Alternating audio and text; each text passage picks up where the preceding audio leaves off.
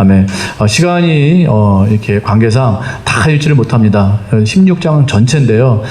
제가 대표적으로 16장 20절만 읽었고 나머지는 제가 내용 설명을 하면서 군데군데를 읽도록 하겠습니다. 오늘 삼손의 마지막 시간이고 사사 시리즈 마지막 시간입니다. 그래서 이제 다음 주부터는 이제 복음 시리즈로 나가려고 합니다. 복음에 대해서 다시 한번 우리가 각성하고 다시 한번 복음의 삶을 새롭게 맞이할 분은 새롭게 맞이하시고 또 갱신하실 분들은 다시 갱신하는 그러한 귀한 시간을 갖도록 하겠습니다. 오늘 삼손 마지막 시간인데요. 복습해 볼까요? 삼손은 강점이 있었습니다. 세 가지였습니다. 수태고지를 받았습니다. 굉장한 은혜죠. 말할 수 없는 가운데 말할 수 없는 그런 수태고지를 받았습니다. 두 번째요, 나시린이었습니다. 이것도 굉장한 언약입니다. 세 번째는 하나님의 능력을 실제로 받았습니다. 하나님의 영에 이끌려 그렇게 사역한 사람 삼손이었습니다. 그럼에도 불구하고 삼손은 실패했다라고 말씀을 드렸고요. 두 번째 시간에는 뭘 했냐면 전반적으로는 지금 순종하는 가운데 있지만 전반적으로는 삼손이 하나님의 사명을 감당하고 있지만 삶 가운데 실패하는 모습을 우리가 봤습니다. 첫 번째 뭐를 실패했죠? 부정한 것을 이렇게 함부로 먹었습니다. 그러니까 부정한 것 안에 꿀이 있었거든요. 근데 아무리 꿀이 달고 좋아도 부정한 것 안에 있는 것은 손을 대면 안 됩니다. 세상에 그런 것이 많다고 그랬습니다. 우리가 보기엔 너무 달콤해요. 너무 유혹이 강해요. 그러나 부정한 것 안에 있으면 절대 손을 대면 안 됩니다. 그게 영성을 망가뜨리는 것이에요. 그래서 우리 삶 가운데 비록 꿀과 같이 단 것이 있지만 단맛이 있지만 절대로 손을 대서는 안 되는 그러한 부정한 것들을 우리가 멀리 해야 된다라고 말씀을 드렸습니다. 두 번째는 반복적인 죄가 있습니다. 우리가 삼손은 반복적으로 죄를 짓고 있어요. 반복적으로 연약한 것이 있었는데 우리 가운데도 그런 것이 있다라는 것이죠. 그것을 빨리 간파하고 그것을 미리 방비하는 것이 신앙의 지혜라고 말씀드렸습니다. 세 번째 뭐였습니까? 세 번째, 관계가 중요합니다. 삼손의 친구에게 그 여인을 줘버렸어요. 그럼 그 친구는 뭐라는 거예요, 도대체? 그래서 우리가 삼손은 그 친구도 지금 실패한 그런 관계였구나라는 것을 우리가 깨닫게 되었습니다. 그래서 우리가 이렇게 삼손의 잘못한 부분들을 보면서 우리가 이렇게 타산지석으로 삼았습니다. 자, 세 번째, 오늘 마지막 시간인데 삼손의 몰락하는 과정을 보면서 또 세 가지로 볼 거거든요. 그 몰락의 이유와 그 과정을 보면서 정말 우리가 영적으로 타산지석을 삼아야 될 줄 믿습니다. 자, 첫 번째입니다. 삼손의 실패한 결정적인 이유. 첫 번째, 그는 외면의 강함은 있었지만 내면의 연약함이 있었다라는 것이에요. 그 외면으로는 부족한 것이 없죠. 삼손은 힘이 굉장히 강력했습니다. 보세요. 삼손은 그 나귀의 새 턱뼈를 가지고요 1000명을 때려 눕혔습니다. 괴력의 사람이었습니다. 그리고 뭡니까? 우는 사자, 그 젊은 사자를 그 염소 새끼를 찢듯이 찢었다고 그랬어요. 새끼가 아니라 사자를 그냥 찢어버렸다라는 것이에요. 이게 얼마나 괴력의 소유자입니까? 오늘 16장에 보니까요, 삼손을 잡으려고 삼손이 어떤 그 기생의 집에 들어가거든요. 기생의 집에 들어갔을 때 그 사람들이 삼손이 기생의 집에 있다라는 말을 듣고 잡으려고 왔을 때 삼손이 화가 나가지고 그 성문짝을 들고 갑니다. 성문짝과 문설주와 뭐 이런 것들을 지고 산 꼭대기로 올라가요. 여러분, 성문이 얼마나인지 아세요? 어마어마한 그 성문과 그 문설주와 뭐 이런 것들을 문짝을 다 뜯어가지고 그걸 지고 그걸 지는 것도 힘든데 그걸 지고 산 꼭대기로 올라갔다라는 거예요. 그 삼손의 힘은 정말 굉장했습니다. 삼손은 외적인 면에서는 부족한 것이 없었어요. 오히려 차고 넘쳤습니다. 정말 차고 넘쳤어요. 건들면 폭발할 정도로 굉장한 이렇게 괴력의 소유자였습니다. 그러나 그 내면은 한없이 연약했어요. 삼손의 그 모습을 한번 보세요. 삼손은 내면이 굉장히 연약했어요. 그래서 삼손의 약점이 뭐였어요? 정욕이요. 특별히 여자에 굉장히 약했는데 여자의 약한 사람들의 대부분을 보면 그 심리 상태가 굉장히 연약한 그러한 상태일 때가 상당히 많이 있습니다. 삼손도 그 심성이 굉장히 연약했던 것 같아요. 힘은 셌지만 그 안에 내면은 굉장히 연약한 사람이었다라는 것이죠. 그래서 자꾸만 여자한테 이렇게 빠지는 것이에요. 빠지는 것. 그러니까 이전에는 여자를 그렇게 통해서 그 민족을 이렇게 무찌르려고 하는, 하나님을 대적하는 그러한 족속들을 이렇게 진멸하려고 하는 그 도구로 그렇게 이렇게 사용을 했었습니다. 그 여자의 관계를.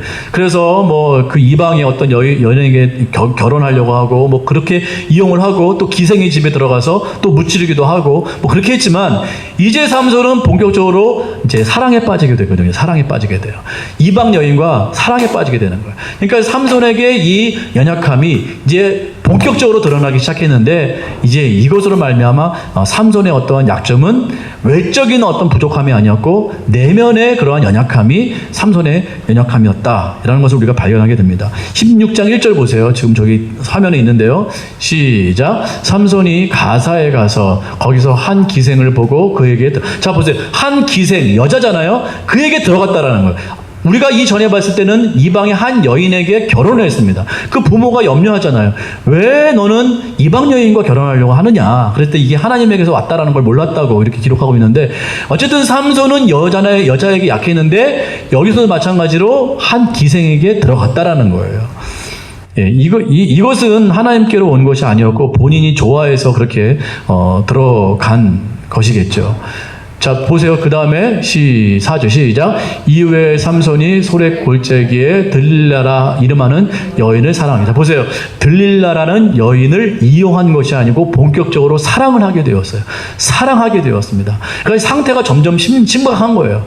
첫 번째는 결혼을 그 매개로 해서 이방 족속에게로 갔고, 그것은 이용했다고 쳐요. 근데 기생에게 들어간 것은 하나님의 뜻이 아니에요. 자기가 이 정욕에 이렇게 정욕 때문에 들어가게 된 것이에요. 그 다음에요. 이제는 이방 여인이었던 이 들릴라를 사랑하게 되었습니다. 상태가 점점 심각하게 이렇게 되어가고 있다는 것입니다. 처음에는 이용했어요. 여자를 이용했어요. 두 번째는 기생에게 들어갔어요. 정욕을 채웠어요. 그 다음에는 이 들릴라라는 여자를 사랑하게 되었습니다. 삼손은 이 정욕, 특별히 여자에게 이런 약점이 있었다라는 것이에요. 이걸로 보건대 삼손은 지금 내면이 문제가 있었다. 내면이 약했다라는 것입니다. 우리가 이 삼손을 보면서 외면도 중요하지만, 외적인 힘도 중요하지만, 우리가 이 삼손의 모습을 보면서 정말 깨달아야 될 것은 내면의 관리라는 거죠.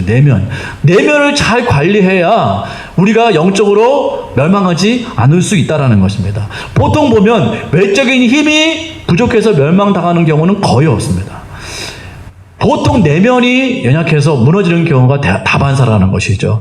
우리가 보지 않습니까? 사회에서나 이런 세상을 봤을 때 요새 그러한 문제들이 많이 터지지 않습니까? 얼마 전에도 전도 유망했던, 그리고 아주 유력한 대선 주자였던 그 사람이 어떻게 그런 일을 저지르고 스스로 목숨을 끊을 수 있을까? 우리가 그 사람 봤을 때 멀쩡해 보이잖아요. 굉장히 젠틀해 보이고, 굉장히 아주 엘리트하게 보이고, 굉장히 아주 이게 전도 유망하게 보이는데, 그 안에는 겉으로는 우리가 그렇게 보였을지 모르지만 사실 그 인사의 이 내면 안에는 상당한 문제가 있었을 거라고 저는 확신을 합니다. 내면이 무너지지 않고서는 그렇게 갑자기 몰락할 수 없다라는 것이죠. 내면에 문제가 있었다라는 것이에요. 그러니까 그 여인, 이제 당한 그 여자, 고소한 여자를 보면, 여자의 그 내용을 들어보면 이미 수년 전부터 계속해서 그러한 문제가 있어 왔다라는 것입니다. 이게 뭘 말하는 거냐? 그의 외적인 면에는 부족함이 없어요. 일도 잘하죠. 똑똑하죠. 개혁적이죠. 뭐 아주 사람들에게 인기 많죠. 외적인 걸로는 부족한 게 없었어요. 그러나 문제는 뭐였냐면 내면. 내적인 그 어떤 부분에서 문제가 생기면, 그게 연약하면 그 사람이 하루아침에 그 사람처럼 몰락하게 된다라는 거예요. 스스로 목숨을 끊고 자멸하게 된다라는 것입니다. 너무너무 중요한 인사이트예요. 삼손이 힘이 부족해서 망한 것이 아니라고요. 삼손은 힘이 넘쳤어요. 그러나 내면이 약했어요. 내면이. 여자를 사랑할 수밖에 없는 그 내면, 이방 여인에게 끌려다닐 수밖에 없는 그 내면, 약한 내면 때문에 삼손은 무너지고 말았다는 것입니다. 우리가 오늘 관리해야 될 것은 외적인 부분이 아니에요. 우리가 능력이 부족해서 하나님께 버림받는 것은 한 번도 없습니다. 야, 너 왜 능력이 부족해? 너 왜 말을 그것밖에 못해? 너 왜 그렇게 은사가 그것밖에 없어? 하나님께서 이렇게 책망하신 적은 단 한 번도 없어요. 근데 항상 문제는 내면이었어요.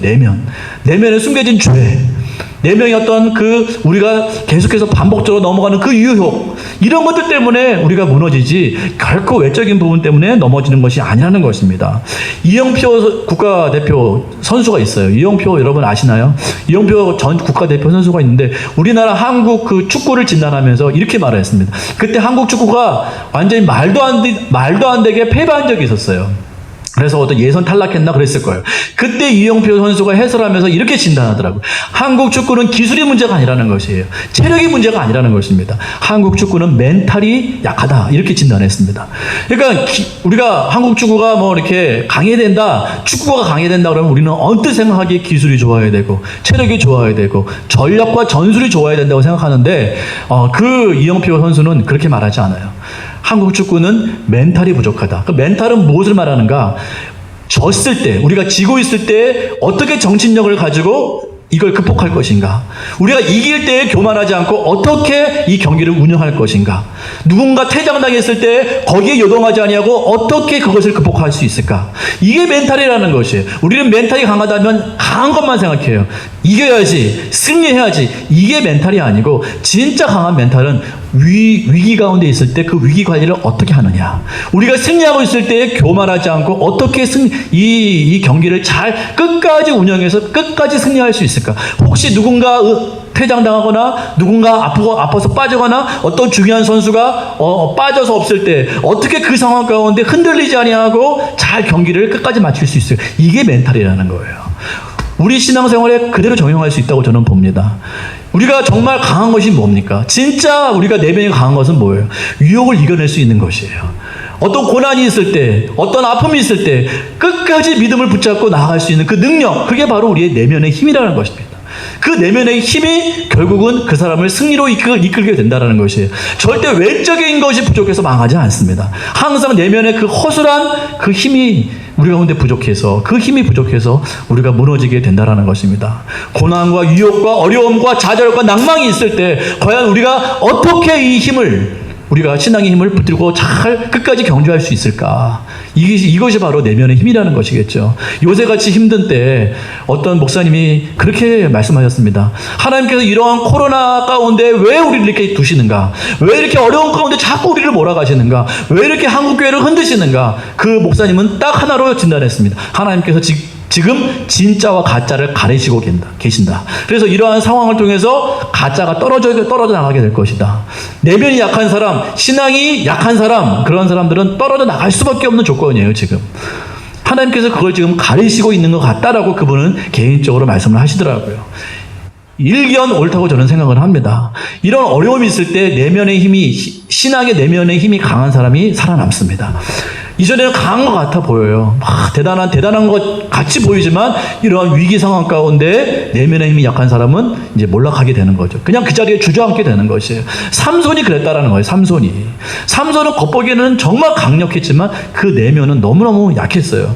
여러분 삼손을 보십시오. 삼손이 막 그 들릴라가 이렇게 사주를 받잖아요. 들릴라에게 돈을 주면서 네가 삼손의 힘의 비결을 알려주면 각각 내가 은 1000을 주겠다. 이렇게 말을 하거든요. 그러니까 이 들릴라가 돈에 넘어가가지고 삼손을 들들 볶습니다. 매일같이 볶아요. 네 힘의 근원이 무엇이냐. 근데 이걸 알면서도 당하는 것이에요. 영적인 지각력이 떨어지다 보니까 삼손은 어쩔 수 없이 그렇게 휘둘리게 된다는 것입니다.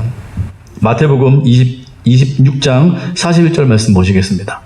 자, 다 같이요. 시작. 시험에 들지 않게 깨어 기도하라. 마음에는 원이로되 육신이 약하도다. 이건 베드로에게 하신 말씀이에요. 베드로와 그 제자들에게 하신 말씀인데 왜 제자들이 예수님을 부인했을까요? 제자들이 외적인 힘이 부족했을까요? 제자들은 이미 기도의 자리에서 실패했어요. 베드로를 비롯해서 이 제자들은 이미 이 기도의 자리에서 내적인 힘이 부족했어요. 그래서 결국 그 결정적인 현장 앞에서 예수님을 부인할 수밖에 없는 그러한 나약한 자가 될 수밖에 없었다라는 것입니다. 힘이 없어요. 힘이. 그래서 예수님께서 뭐라고 진단하세요? 너희는 마음은 원이 있지만 그 마음에는 원함이 있지만 뭐가 약해요? 육신이 약하구나. 그래서 너희는 기도할 수가 없구나. 결국 기도할 수 없으니까 힘이 떨어져서 결국 그 믿음의 현장에서 예수님을 부인하게 되는 그러한 연약한 제자들이 될 수밖에 없었다라는 것입니다. 여기서 마음이 원이 있다라는 것은 원함은 있어요. 신앙생활 하는 가운데 원함이 없는 사람이 어디 있습니까? 다 원하죠. 다 승리하기 원합니다. 다 정말 세상에서 정말 이기기를 원합니다. 다 그 원함이 있어요. 그러나 육신이 약한 거예요. 결단력이 없다라는 거. 내면이 약하다는 뜻입니다. 그걸 결단하고 실천할 수 있는 내면의 힘이 제자들에게는 없었다라는 것이. 그래서 제자들은 망하고 말았다는 것입니다. 예수님의 진단이십니다. 여러분 엘리야를 보십시오. 엘리야가 외적인 힘이 없었습니까? 엘리야는 이전에 850대 1로 싸운 능력의 사람이었어요. 엘리야를 보니까요, 굉장히 성령도 충만하고 아주 능력도 강력한 사람이었습니다. 그러나 갑자기 이세벨이라고 하는 한 여인이 너 죽일 거야 그랬더니 거기에 벌벌 떨고 무너지잖아요. 왜 엘리야는 갑자기 무너졌을까요? 외적인 힘이 부족했나요? 그렇지 않아요. 엘리야의 내면의 힘이 부족했어요.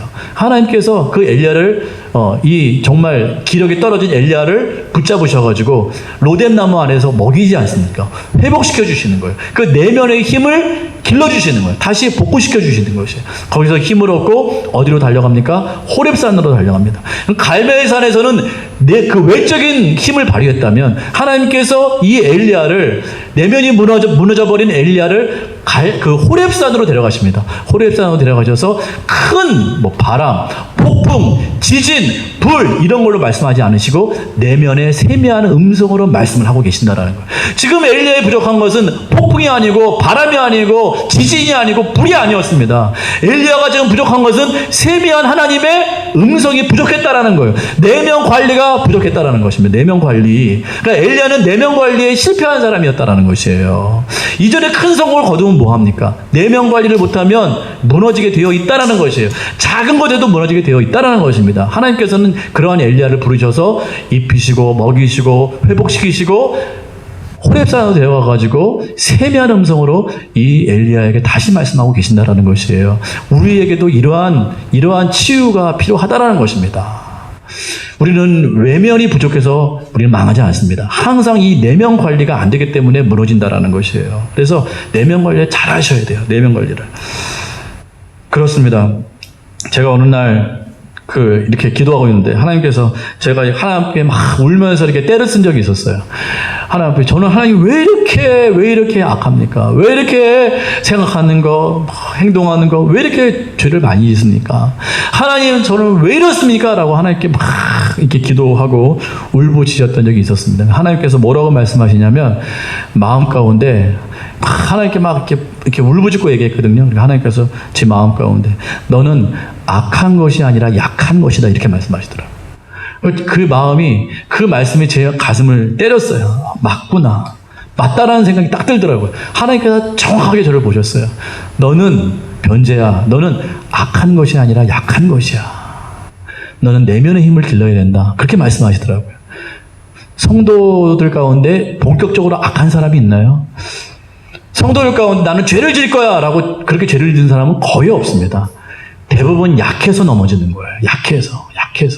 우리가 구할 것은 하나님 저는 왜 이렇게 악해요? 저는 왜 이렇게 죄를 많이 짓습니까? 저는 왜 이렇게 하나님께 반역합니까? 하나님 저는 왜 이렇게 부족합니까? 이렇게 기도할 것이 아니고 우리의 약함을 고쳐달라고 기도해야 돼요. 우리의 가장 중요한 기도의 제목 중에 하나는 우리의 이 약한 내면을 주님 고쳐달라고 기도하고 이 약한 내면을 강하게 해달라고 우리가 기도를 해야 되는 것이 저는 맞다고 봅니다. 우리는 약해서 넘어질 때가 많아요. 약해서. 악한 것이 아닐 때가 있습니다. 악해서라기보다도 약해서 넘어질 때가 많이 있다는 것입니다. 그래서 이 약한 내면을 주님 고쳐달라고 주님 좀 강력하게 해달라고 우리가 기도를 해야 될 줄 믿습니다. 교회는 악해서라기보다도 약해서 넘어집니다. 성도는 악해서라기보다도 약해서 죄 가운데 넘어질 때가 많이 있다는 것이에요. 우리는 약함을 고쳐달라고 하나님께 기도해야 될 줄 믿습니다. 약함을 강함으로, 죄와 싸울 수 있는 강함으로 우리가 그렇게 나가야 될 줄 믿습니다. 비결은 뭐냐? 성령 충만하셔야 돼요. 그래서 오늘 예배 때마다 성령 충만함을 위해서 기도하는 것이에요. 성령 충만하면, 여러분 성령 충만하면 우리가 오해를 하는 것이 막 은사가 드러나고 뭔가 막 보여지고 어떤 현상이 드러나고 막 강력한 파워가 일어나고 그것은 옵션이에요. 성령 충만하면 그렇게 될 수 있습니다. 또 그걸 구하는 것은 굉장히 중요해요. 제가 이걸 부정하는 것이 아니에요. 반드시 성령 충만해서 우리가 하나님의 능력을 공급받고 은사받고 정말 우리가 하는 그 모든 사역 가운데 그 능력으로 말미암아 그 일을 이룰 수 있는 그런 합당한 능력을 구해야 되는 것은 맞습니다. 그건 분명히 맞는 거예요. 그러나 그것은 하나님께서 주시는 하나의 필요에 따라 주시는 은혜예요. 은혜. 그걸 받을 수도 있고 받지 않을 수도 있습니다. 그러나 가장 중요한 것은 우리가 성령 충만함 받을 때 모든 사람에게 공통적으로 일어나는 가장 중요한 능력 중의 능력은 내면이 강화된다는 것이에요. 이건 모든 사람에게 공통적으로 다 나타나게 되어 있습니다. 성령 충만하고 나서 내면이 강화되지 않으면 이건 가짜일 수 있다는 것이에요. 성령 충만하면 반드시 내면이 강력하게 이렇게 회복이 일어나게 된다는 것입니다. 내면이 강하게 된다는 것이에요. 그래서 이전에는 믿음이 없던 사람들이 성령 충만하면 믿음이 강해지는 것이에요. 이전에 무력했던 사람이 성령 충만하면 다시 힘을 얻고 다시 사단과 싸울 수 있게 된다는 것입니다. 그러니까 중요한 것은 성령 충만하면 내면이 강해지게 된다라는 것입니다. 우리가 이 은혜를 구해야 됩니다. 그래서 모든 사람들은 성령 충만해야 됩니다. 그래서 기도를 하셔야 돼요. 성령 충만하기 위해서는 기도하셔야 돼요. 그냥 생각만 성령 충만하면 안 됩니다. 실제로 기도하셔야 돼요. 시간을 떼어서 기도하셔야 됩니다. 그리고 기도할 아주 첫 번째 제목은 주여 성령 충만하게 해주시옵소서. 내 힘으로 할 수 없습니다. 내 힘으로 이길 수 없습니다. 내 힘으로 내면을 강화시킬 수 없습니다. 성령 충만 주셔서 내 내면이 강해질 수 있도록 주님 역사해달라고 우리가 특별하게 기도를 많이 하셔야 됩니다. 기도하는 수밖에 없어요. 제자들처럼 기도 못하면요, 너희가 한 시간도 기도할 수 없느냐. 그 한 시도 기도하지 못한 그 제자들은 결정적인 순간에 예수님을 부인하고 말았어요. 연약해질 수밖에 없다라는 거. 왜요? 내면이 부족하기 때문에, 내면이 무너졌기 때문에 그럴 수밖에 없다라는 것입니다. 우리가 기도하셔야 됩니다. 성령 충만할 수 있도록 주여 저에게 성령 충만하게 해주시옵소서. 내면이 강하게 주님 그렇게 역사해 주시옵소서. 우리가 기도를 해야만 된다라는 것입니다. 두 번째는요, 말씀 가운데 우리가 견고하게 서셔야 됩니다. 주여 말씀으로 견고하게 우리를 세워 주시옵소서. 말씀이 우리를 강력하게 세울 수 있습니다. 그래서 제가 성령 충만하면서 우리가 묵상하고 그렇게 말씀을 읽게 되면 그 말씀이 살아 움직입니다. 그래서 내 삶 가운데 강력한 뼈대가 돼요. 기도는 우리로 하여금 성령 충만할 수 있는 그 내면의 힘을 길러준다면, 말씀은 성령 충만함 가운데 말씀을 읽게 되면 우리의 든든한 기둥과 뼈대가 될 수 있습니다. 그래서 나아가는 방향을 분명히 알려줘요. 너가 분명히 이 방향으로 나가야 된다. 너 지금 이 부분이 잘못하고 있다. 말씀으로 저를 깨우는 그런 역할을 많이 하게 되는 것을 경험하게 됩니다. 그래서 묵상을 하게 되면 요새 고린도전서 묵상하고 있잖아요. 얼마나 귀한지 몰라요. 제가 그걸로 설교도 했고 그걸로 많이 읽기도 했고 그것도 많이 묵상했는데 이번에 성령 충만함을 구하면서 묵상하니까요, 완전히 달라요. 이 말씀이었던가? 막 저를 막 이렇게 막 파헤치더라고요. 아, 내가 이 부분에 잘못됐구나. 저를 막 교정시키고, 저를 막 이렇게 이 말씀이 저를 이끌고 가더라고요. 아침마다 그 고린도전서를 읽는데, 제가 막 쓰거나 그러지 않아요. 그냥 그 말씀은 그대로 거의 계속 반복적으로 있습니다. 계속 묵상해요. 원래 묵상 자체가 쓰는 것이 아니고 계속 되새기는 것이 묵상이거든요. 그 말씀을 계속 되새겨요. 그러면 그 말씀이 살아 움직여요. 그래서 저를 이끌고 가요. 그 저의 잘못한 점을 막 드러냅니다. 그리고 저를 바른 길로 인도합니다. 막 깨닫게 하시는 그 놀라운 역사가 일어나게 됩니다. 그래서 여러분 성령 충만하셔야 됩니다. 성령 충만해서 첫 번째 기도에서 성령 충만함을 받아 우리가 정말 성령의 능력으로 내면이 강화되는 것을 경험하셔야 됩니다. 두 번째는 성령 충만함으로 말씀을 읽으셔야 돼요. 말씀으로 뼈대를 세우셔야 됩니다. 말씀으로 방향타를 바로 잡으셔야 돼요. 그러할 때 우리가 강력하게 세워질 수 있게 된다는 것입니다. 여러분, 성령 충만함으로 내면의 힘이 강화되는 그러한 역사 경험하기를 간절히 소망합니다. 성령 충만함으로 내면이 강화되셔야 돼요. 안 그러면 삼손처럼 무너집니다. 외적인 힘이 아무리 강력해도 반대로 말하면 외적인 힘은 그렇게 중요하지 않아요. 있을 수도 있고 없을 수도 있습니다. 하나님께서 필요하면 주시겠죠. 하나님께서 필요하면 우리가 정말 나아갈 때 그 외적인 힘은 하나님께서 얼마든지 주십니다. 그분의 능력으로, 그분의 주권으로. 그러나 내면의 힘은 하루아침에 길러지는 것이 아닌 것 같아요. 계속 구하시고 그걸 쌓아 나가셔야 됩니다. 내면의 힘을 계속 길러 나가셔야 돼요. 이거 여러분 기르지 않으면 어느 한순간에 이렇게 무너질 수 있습니다. 삼손처럼요. 두 번째입니다. 큰 두 번째. 삼손은 무엇이 잘못됐는가? 결국 내면이 약한 사람은 무엇을 사랑하는가? 헛된 것을 사랑하게 되어 있더라라는 것입니다. 자, 16장 4절을 다시 한번 읽어봅니다. 16장 4절 말씀. 자, 다시 한번 지금 나와 있습니다. 시작. 이후에 삼손이 소래 골짜기에 들릴라라 이름하는 여인을 사랑했습니다. 사랑. 내면이 약한 사람은 무언가를 사랑하게 돼 있는데 허망한 것을 사랑하게 되더라라는 것입니다. 이 세상 사람들은 반드시 무언가를 사랑할 수밖에 없어요. 자기 자신을 사랑하든 돈을 사랑하든 명예를 사랑하든 뭐 관계를 사랑하든 뭐 자식을 사랑하든 뭔가를 사랑할 수밖에 없는 존재가 인간입니다. 그렇죠.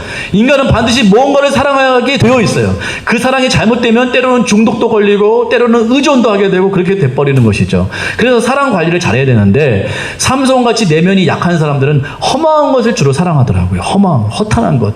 의지할 수 없는 것을 사랑하고 거기에 함몰될 때가 참 많이 있습니다. 내면이 약한 사람들이 그래요. 뭔가를 깊이 사랑합니다. 뭔가 그 사랑함의 정도가 너무 강해요. 완전히 의존적으로 돼버립니다. 삼손 보세요. 자기가 지금 빠져 들어가는 것을 알았을까요? 몰랐을까요? 저는 알았다고 봅니다. 이 들릴라가 처음에는 이렇게 유혹하죠. 그 힘의 비결을 알려달라고 계속 조르니까 하나씩 던져줍니다. 처음에는 새 활줄로 나를 묶으면 나 힘이 빠진다. 또 새 밧줄로 나를 묶으면 나 힘이 빠진다. 내 머리 7대 가닥을 뽑아가지고 그 배틀과 함께 짜면 나는 힘이 빠진다. 아니, 그러면서 그 과정 가운데 계속해서 쳐들어와요. 첫 번째 말했을 때 쳐들어오고 두 번째 말해주니까 아니 어느 바보가 아닌 이상 자기가 그 비밀을 말했을 때 쳐들어온다는 걸 알고 어찌 방비를 안 하겠습니까? 근데 삼손을 보세요. 계속 말해주고 당하고 이걸 반복하면서도 이 들릴라라는 여자를 끊지를 못해요. 이게 의존증 걸린 사람의 이 문제라는 것입니다. 완전히 들릴라한테 빠져버렸어요. 그를 깊이 사랑했습니다. 그러니까 내면이 약한 사람은 뻔히 당한 걸 알면서도 헤어나오지 못한다는 것이에요. 이게 얼마나 우리는 안 그럴 것 같으세요? 이 죄 안 되는데 또 죄. 반복적인 죄. 이게 우리를 망가뜨리는 걸 뻔히 알아요. 하나님과의 관계를 끊어버린다는 걸 압니다. 이 사단의 유혹이 하나님과의 관계를 끊어버린다는 사실을 알면서도 거기에 계속 빠지는 거예요. 안 되는데 하면서 또 빠져요. 안 된다면 삼손과 다를 바가 아무것도 없어요. 내면이 약한 사람은 그 정도가 더 심해요. 포르노 안 되는데, 돈 안 되는데, 이게 잘못된 관계 안 되는데, 알면서 또 근데 이걸 헤어나오지 못하고 끊지 못하고 계속해서 딸려가는 것이 이게 내면이 약한 사람의 특징이라는 것입니다. 저도 예외가 아니에요. 저도 하나님께서 넌 약한 사람이야 라고 진단하셨기 때문에 저 같은 사람 특별히 조심해야 됩니다. 특별히 조심해야 돼요. 어느 면에서 보면 좀 냉정하더라도 그냥 이렇게 강한 사람이 낫지. 어떤 면에서 그래요. 그게 다 옳은 건 아니지만 너무 물러가지고 여기도 저기도 하고 이런 내면이 약한 사람들은 이 사단의 유혹에 이렇게 빠져 넘어질 그런 가능성이 많이 있다라는 것입니다. 여러분 조심하셔야 됩니다. 자, 요한일서 2장 15절에서 17절 말씀 함께 읽어. 자, 같이요. 시작. 이 세상에나 사랑하지 말라. 누구든지 세상을 사랑하면 아버지의 사랑이 그 안에 있지. 자, 보세요. 세상을 사랑하지 말래요. 세상을 사랑하면 뭐가 없대요? 네? 그러니까 아버지의 사랑이 없는 사람이 뭘 사랑한다? 세상을 사랑한다. 성경은 정확합니다. 성경은 정확해요. 우리의 중심을 꿰뚫고 있는 것이에요. 그 안에 아버지의 사랑이 없으면 뭘 사랑할 수밖에 없다? 세상을 사랑할 수밖에 없다라는 거예요. 세상을 사랑하지 말아라. 세상을 사랑하면 그 안에 하나님의 사랑이 없다. 그러니까 세상을 사랑하는 사람들은 모두 다 그 안에 하나님의 사랑이 없다라는 것이에요. 삼손 보세요. 세상을 사랑했잖아요. 세상에 가장 중심되는 이성을 사랑하고 있잖아요. 그 정욕을 사랑하고 있잖아요. 자기의 정욕을 사랑하고 있잖아요. 그런 사람은, 이런 삼손과 같은 사람은 그 안에 아버지의 사랑이 없다라는 것이에요. 아버지의 사랑이 없어요. 그래서 시작. 이는 세상에 있는 모든 것이 육신의 정욕과 안목의 정욕과 이생의 자랑이니 다 아버지께로부터 온 것이 아니요 세상으로부터 온 것이니라. 시작. 이 세상도 그 증명도 지나가되 오직 하나님의 뜻을 행하는 자는 영원히 거하느냐. 보세요. 앞에 보세요. 세상의 사랑이 어떻게 나타납니까? 육신의 정욕으로 나타나고, 안목의 정욕으로 나타나고, 이생의 자랑으로 나타나고, 이것은 아버지께로부터 온 것이 아니라 세상으로부터 왔다라는 것이에요. 그러니까 우리가 세상을 사랑하게 되면 이렇게 나타나게 된다라는 거예요. 그러니까 자기 정욕을 사랑하는 것이에요. 자기 안목을 사랑하는 것입니다. 이생의 자랑을 사랑하는 것이에요. 그 사랑 안에 빠져 사는 것이에요. 여러분 세상 사람들 보십시오. 여기에 예외가 있습니까? 다 자기의 정욕을 따라 사랑하죠. 정욕이 뭐냐고요? 자기 좋아하는 것이에요. 자기가 사랑하는 그 어떤 것입니다. 돈이든 명예든 뭐 여행이든 먹방이든 뭐 어떤 중독이든 뭐 TV든 인터넷이든 뭐 쇼핑이든 다 여기에 속해요. 정욕에 다 속해요. 거기에 빠져 사는 것이에요. 사람들이 왜 이렇게 돈을 벌려고 할까요? 다 자기 정욕을 채우려고 돈을 벌려고 하는 것이거든요. 다 정욕에 빠져서 그 사랑 안에 빠져서 사랑하는 것이. 안목의 정욕은 뭔지 아세요? 다른 사람에게 인정받고 싶어 하는 것이에요. 다른 사람들이 나를 어떻게 볼까? 이게 바로 안목의 정욕이죠. 이생의 자랑은 말할 것도 없죠. 명예죠. 막 나 뽐내고 싶어하고 나 무엇이 있다. 뭐 SNS 보세요. 막 이렇게 인스타그램에 올리고 뭐 페이스북에 올리고 뭐 자기의 어떤 사진을 올리고 막 이런 것들 자랑하는 것이거든요. 사람들의 모든 즐거움은 다 여기에 속해 있습니다. 이러한 정욕에 속해서 사는 사람들은 뭐예요? 하나님의 사랑 가운데 사는 것이 아니라 그 안에 하나님의 사랑이 없다라고 지금 말하고 있는 것입니다. 그것은 하나님께로 온 것이 아니고 다 세상으로부터 왔어요. 여기에 빠져 사는 사람들, 이거 하나님의 뜻이 아닙니다. 오직 하나님의 뜻을 행하는 자는 영원히 거한다. 그러니까 세상을 사랑하지 않고 정욕도 사랑하지 않고 하나님을 사랑하는 자는 하나님의 뜻 안에서 행하게 되는 것이고 그 사람은 영원히 하나님 안에 거하게 된다. 이렇게 말하고 있다는 것입니다.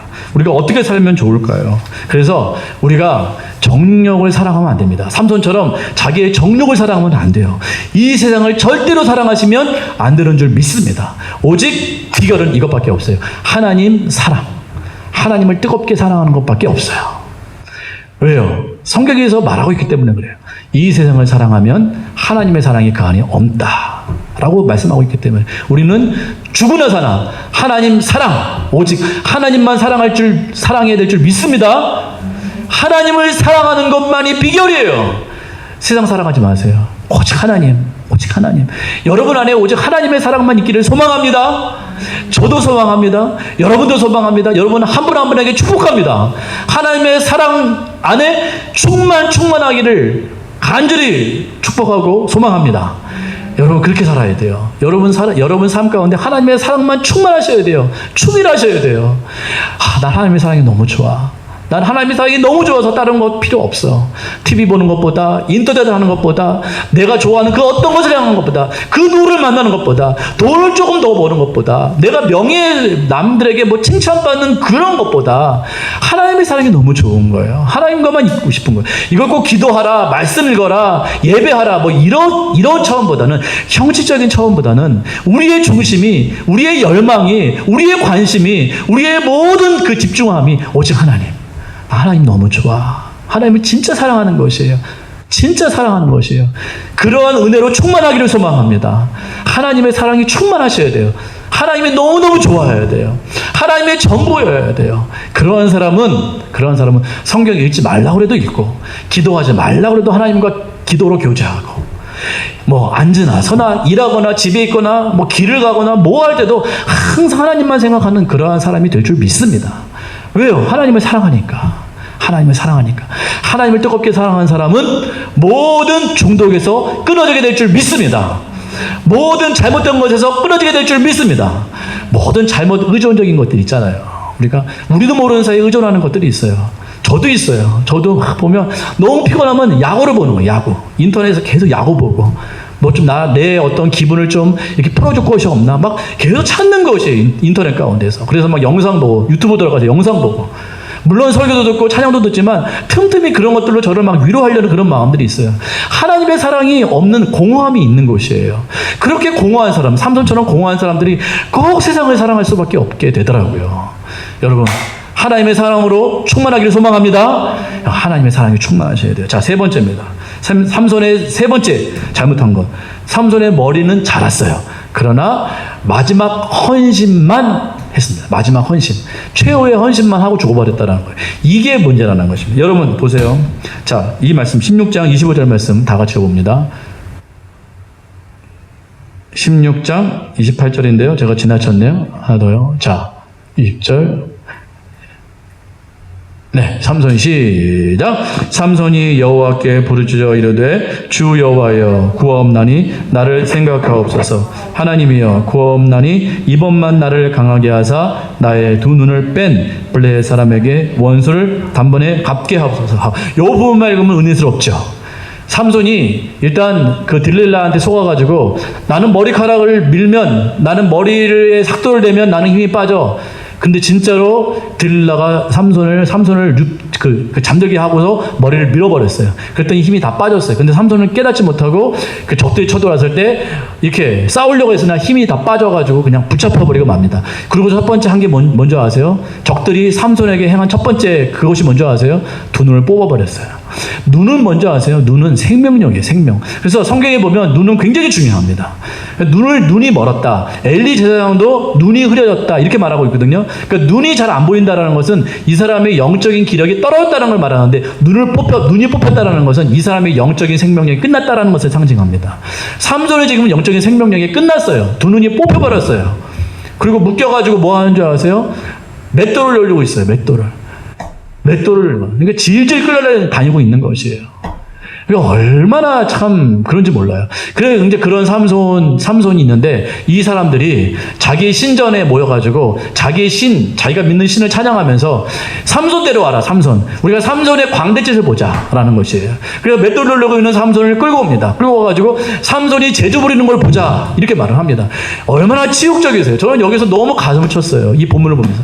야, 둘은 뽑힌 정말 세상에 그 내면이 약해가지고 세상에 그 악한 그 유혹에 넘어가가지고 모든 힘이 다 빠져버린 영적인 생명력을 다 잃어버린 이런 삼손과 같은 존재는 세상에 뭐밖에 될 수 없다?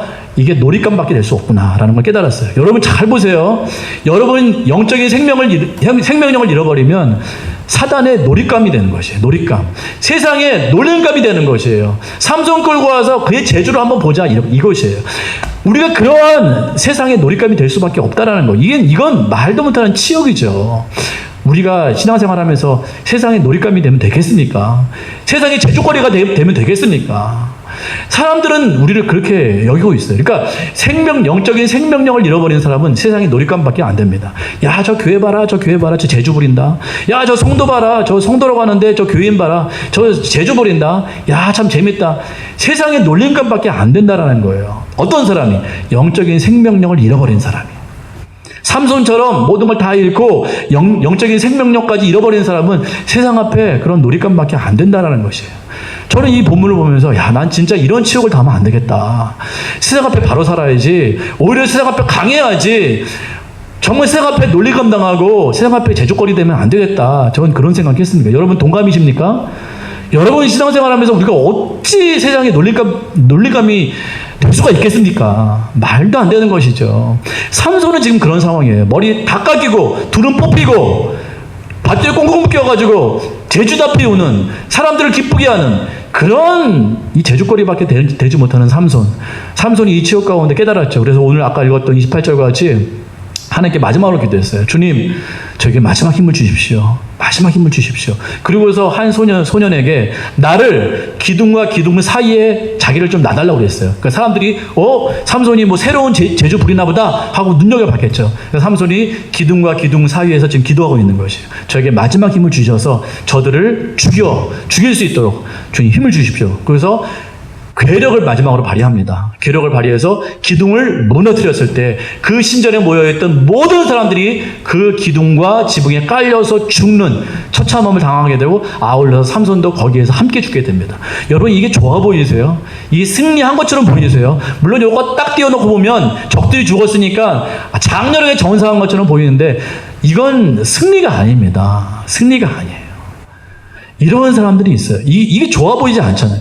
삼손에게 그 좋은 힘, 그 좋은 능력, 그 좋은 유산, 이런 것들을 가지고 더 멋지고, 더 아름답고, 더 확실하고, 더 강력하게 그렇게 사용될 수 있었음에도 불구하고 그 유혹에 질질질 끌려다녀가지고 눈 뽑히고, 거기에서 머리 다 깎이고 눈 뽑히고 꽁꽁 묶여가지고 사람들을 위해서 재주나 피우는 이러한 삼손의 최후, 장렬하게 죽는 이 모습을 보면서 이게 정말 성공한 사역일까? 이건 성공한 사역이라고 볼 수가 없다라는 것이에요.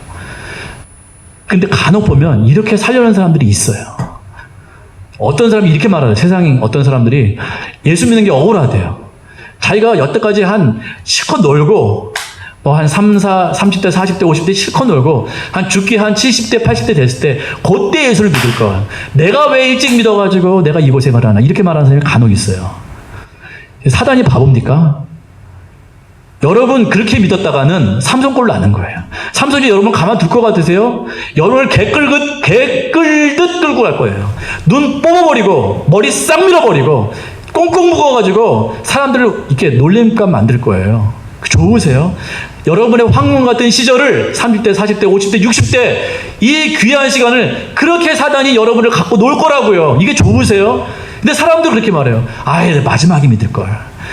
세상 좀 마음껏 놀다가 내가 한 죽기 전에 한 80대쯤 믿을걸. 힘 다 빠졌을 때 그때 믿을걸. 그리고 천국 딱 가면 얼마나 좋아. 사단은 바보 아니에요. 여러분들을 그 시간까지 끌고 다닙니다. 눈 뽑아버리고 머리 다 밀어버리고 세상에 놀림감 만들고 그러고서 질질 세상 끌려다니다가 마지막에 천국 가면 다행이죠. 근데 그렇게 갈 수 있을까요, 과연? 그렇게 살다가, 그런 마음 가지고 살다가, 과연 80대 믿었다고 해서, 죽기 전에 믿었다고 해서 천국 갈 수 있다고 여러분 믿으십니까? 천국이 그렇게 만만한 곳 아니에요. 그렇게 갈 수도 없을 뿐만 아니라, 그렇게 감사하게도 갔다 치더라도 그 사람의 인생은요, 삼손처럼 허망한 인생인 거예요. 신학교에 가면 그런 분들이 간혹 옵니다. 제가 한 30대 때 갔거든요. 저는 늦었다고 생각했는데 저랑 방 썼던 어떤 50대, 60대 되신 분이 신학교에 왔어요. 합격을 했어요. 그래가지고 그분은 맨날 기도만 하세요. 공부 안 합니다. 맨날 기도만 하세요. 맨날 가서 울면서 기도하세요. 이분이 저에게 어느 날 기숙사에 있는데 이렇게 말씀하시더라고요. 아이고 변재 전도사 당신은 참 행복한 줄 알아. 제가 30 몇 살 때 신학교였거든요. 저는 늦었다고 생각하는데 그분은요 농약을 몇 번 드셨대요. 농약을 죽으려고. 인생이 너무 힘든 거예요. 사업하다가 망해서, 가정 깨져서, 고생 다 하고 농약을 몇 번, 자기 입으로 그러더라고요. 자기가 농약을 몇 번 맞췄다고.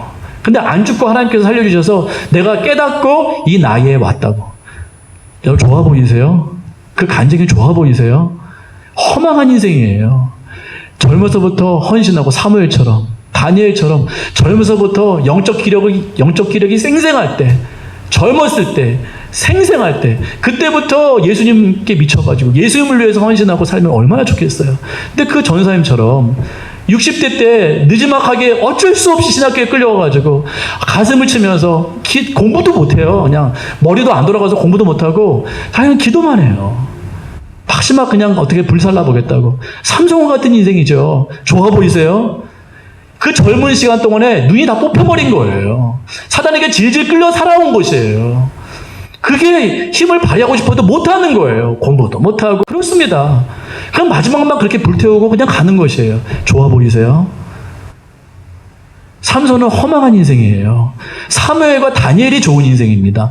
한 살에도 젊었을 때 하나님께 헌신하는 것이 그게 복인 줄 믿습니다. 사무엘 보세요. 어렸을 때부터 하나님 음성 듣고 살잖아요. 사무엘. 성전에서 아예 살았어요. 한나가 아예 맡겨버렸어요. 한나가 아주 위대한 여인이죠. 아예 자기가 못 키울 걸 알고 아예 성전에 맡겨버렸어요. 성전에서 살면서 거기서 먹고 자고 살면서 하나님의 음성 듣고 사는 게 그게 사무엘입니다. 위대한 사사가 되잖아요. 위대한 선지자가 되잖아요. 다니엘 보세요. 어렸을 때부터 절대 타협 안 해요. 왕의 진미를 거부할 수 있는 영적인 힘이 있었던 것이 다니엘이에요. 새 친구예요. 엄청난 일을 감당하잖아요. 어렸을 때부터, 젊었을 때부터. 한 살에도 젊었을 때부터 하나님께 헌신하는 게 복인 줄 믿습니다. 늦게야 이제 막 80대 때 그때 믿으려고 안 돼요. 허망한 인생이에요. 여러분 삼손이 좋아 보이십니까? 아니에요. 삼손은 허망한 인생입니다. 여러분 자녀를 위해서 기도 많이 하셔야 돼요. 우리 자녀 한 살이라도 젊었을 때 하나님 믿어서 하나님께 쓰임받고 세상을 위해서 정말 끌려다니면 안 되잖아요. 삼손 보세요. 머리 다 깎이고 두 눈 뽑히고 묶여서 세상에 그냥 놀잇감 야채전 한번 피워봐라. 이게 좋아 보이세요? 여러분 세상은 뭐 여행 다니고 뭐 다니고 뭐 하는 거 다 좋아 보이세요? 다 사단의 장난질이에요 지금.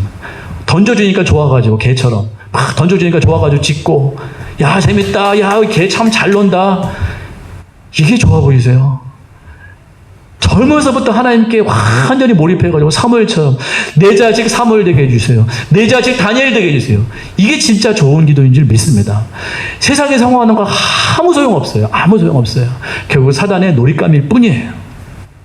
여러분 기도 많이 하셔야 될 줄 믿습니다.